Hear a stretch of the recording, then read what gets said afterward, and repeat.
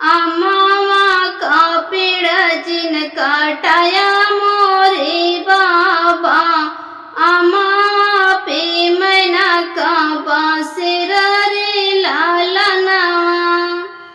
अमावा का पेड़ जिन काटाया मोरे बाबा, अमावा पे मैना का बासिर रे लालना। कटी जाई है डरिया तो छूटी जाई है मैना, अरे उड़ी जाई है मैना, अरे रही जाई है पेड़वा अकेला रे लालना। अरे रही जाई है पेड़वा अकेला रे लालना। बेटी गर्भ जानी बोला मोरे बाबा, अरे बेटी पराई धाना होई रे लालना। बेटी गर्भ जानी बोला मोरे बाबा, अरे बेटी पराई धाना होई रे लालना। चली जाई है बेटी तो सुना होई है नगरी, अरे रही जाई है मैया अकेला रे लालना।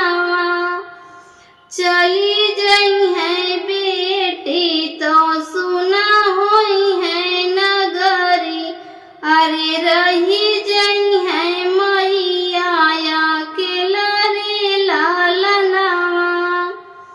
अमावा का डरिया काटाया जानी बाबा, अरे अमावा पे मैना का बासिर रे लालना।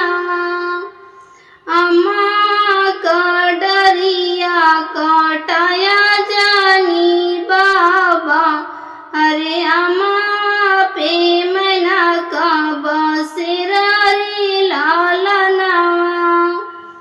काटी जाई है डरिया तो उड़ी जाई है चिड़ई, अरे रही जाई है पेड़वा अकेला रे लालना। अरे रही जाई है पेड़वा अकेला रे लालना। बेटी गर्भ जानी बोला मोरे चाचा, अरे बेटी पराई धाना होई रे लालना।